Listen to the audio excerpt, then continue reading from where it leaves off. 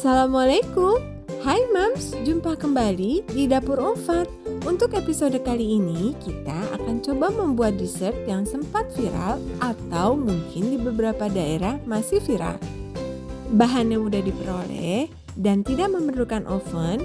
Juga Mams bisa menghias pada bagian atasnya dengan beragam topping. Apalagi kalau bukan Japanese souffle pancake. Dan berikut adalah daftar bahan-bahan yang diperlukan untuk membuat Japanese souffle pancake. Siapkan terlebih dahulu seluruh bahan-bahan yang diperlukan pada wadah. Cara pembuatannya adalah sebagai berikut. Pada wadah bersih yang telah kita siapkan, masukkan kuning telur. Dalam hal ini saya membuat 2 resep. Kemudian masukkan susu UHT full cream dan aduk hingga tercampur rata dengan bantuan whisk. Setelah kuning telur dan susu tercampur, maka kita bisa masukkan bahan berikutnya, yaitu bahan kering yang terdiri dari tepung terigu dan tepung maizena. Ayak terlebih dahulu bahan kering agar tidak ada yang masuk dalam keadaan tergumpal. Kemudian dengan bantuan whisk kita aduk kembali. Kemudian yang terakhir kita bisa menambahkan vanila cair ke dalam adonan kuning telur ini. Dan inilah konsistensi adonan yang kita inginkan.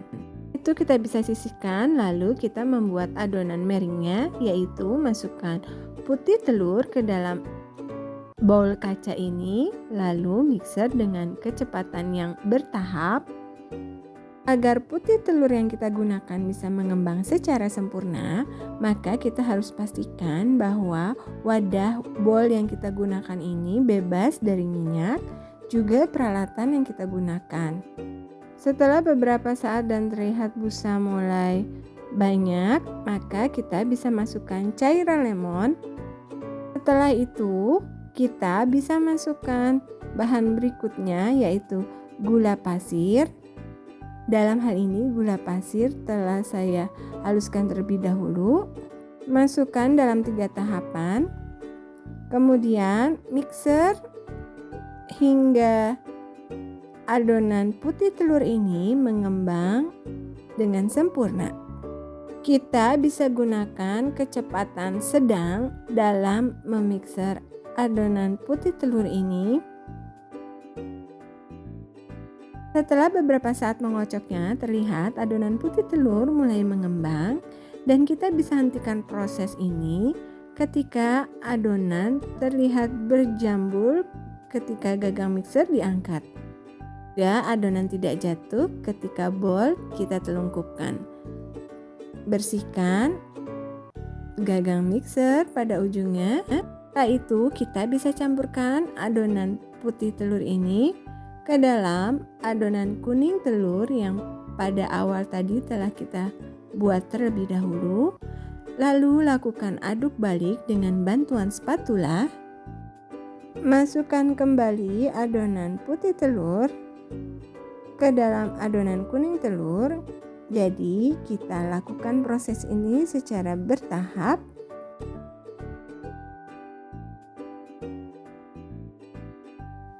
Kemudian kita lakukan proses aduk balik pada adonan.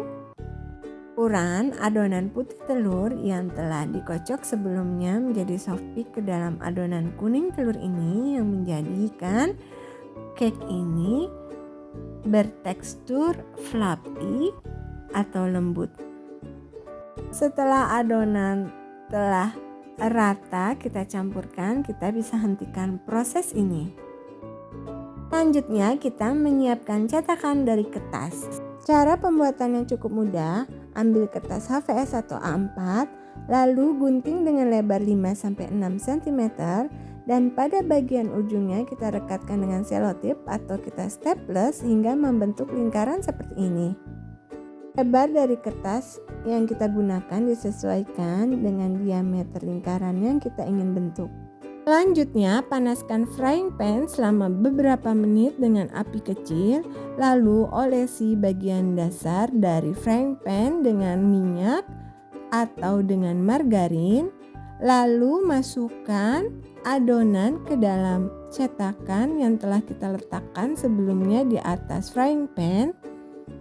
Pastikan proses mengisi adonan ini tidak terlalu penuh, mengingat cake ketika matang nanti akan mengembang lebih besar ke arah atas. Setelah itu, masukkan adonan ke dalam cetakan kertas yang kedua, dan dengan catatan yang sama, yaitu memasukkan adonan jangan terlalu penuh, mengingat adonan akan mengembang ketika matang nanti. Dan setelah mengisikan adonan ke dalam cetakan, kita bisa merapikan bagian atas dari adonan dengan bantuan sendok agar bentuk cake-nya nanti setelah matang bisa lebih rapi. Setelah proses ini selesai, kita bisa tutup frying pan dengan tutup kaca seperti ini, dan pastikan api yang kita setel adalah api kecil. Proses penyetelan api kompor ini harus sangat diperhatikan, mengingat jika terlalu kecil menyetel api, maka cake akan sangat lama untuk matang. Sementara jika terlalu besar menyetel api kompor, maka cake akan mudah gosong pada bagian bawah, sementara pada bagian dalamnya belum matang.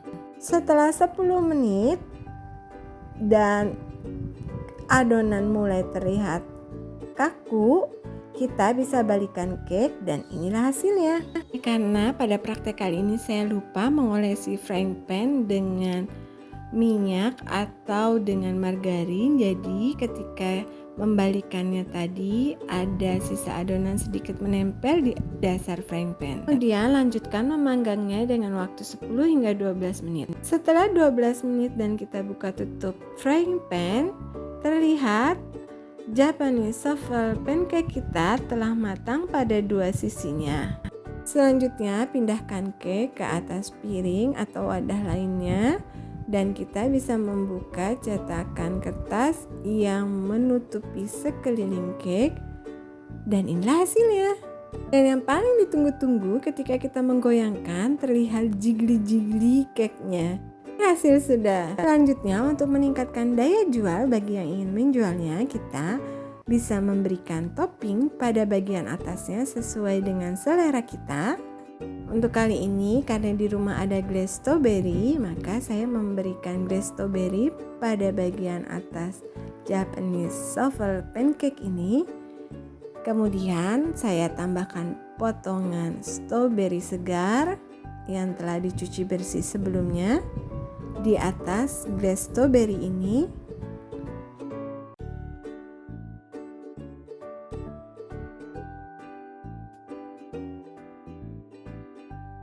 Dan untuk yang kedua, karena saya juga baru saja membuat lemon custard, maka saya berikan lemon custard di atas Japanese waffle pancake yang kedua ini. Dan ini rasanya segar sekali karena lemonnya mewakili rasa asam manis, sementara cake-nya tidak terlalu manis. Dan saya tambahkan potongan lemon agar terlihat cantik. Lalu untuk makin mempercantik, saya berikan permen caca rasa coklat di atas dari lemon custard ini. Selain dua topping ini, saya juga memberikan dua topping berikutnya pada dua waffle cake yang telah saya siapkan, yaitu tiramisu glaze dan satu lagi matcha glaze. Nah, ada 4 Japanese waffle pancake yang siap untuk dinikmati. Untuk mengetahui tekstur cake pada bagian dalamnya, mari kita belah. Dan terlihat betapa lembut cake ini, sangat fluffy dan perpaduan dari glaze ini menambah cita rasa yang beragam untuk Japanese souffle pancake kita. Insya Allah mudah ya Mams dalam membuatnya. Jangan ragu untuk mencoba resep ini ya Mams. Terima kasih telah menonton. Dan jangan lupa untuk subscribe, like, dan komen. Wassalamualaikum warahmatullahi wabarakatuh.